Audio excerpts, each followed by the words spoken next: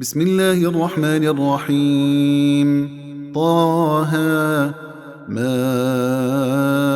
أنزلنا عليك القرآن لتشقى إلا تذكرة لمن يخشى تنزيلا ممن خلق الأرض والسماوات العلى الرحمن على العرش استوى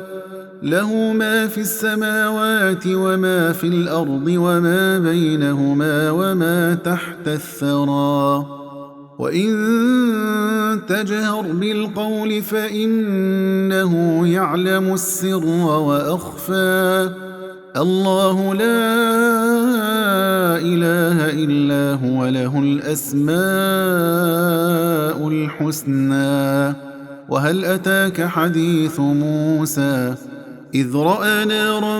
فقال لأهلهم كثوا إني آنست نارا لعلي آتيكم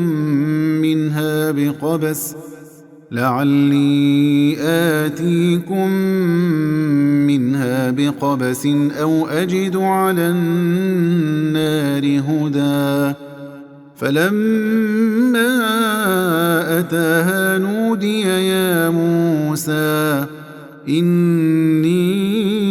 أنا ربك فاخلع نعليك إنك بالواد المقدس طوى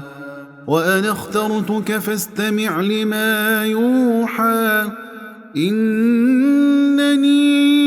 أنا الله لا إله إلا أنا فاعبدني وأقم الصلاة لذكري إن الساعة آتية أكاد أخفيها لتجزى كل نفس بما تسعى فلا يصدنك عنها من لا يؤمن بها واتبع هواه فتردى وما تلك بيمينك يا موسى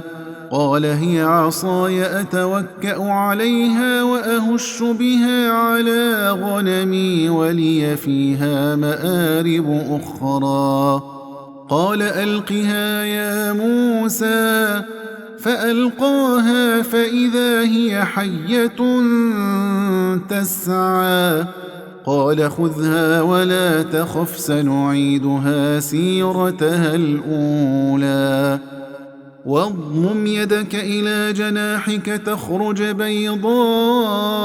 من غير سوء آية أخرى لنريك من آياتنا الكبرى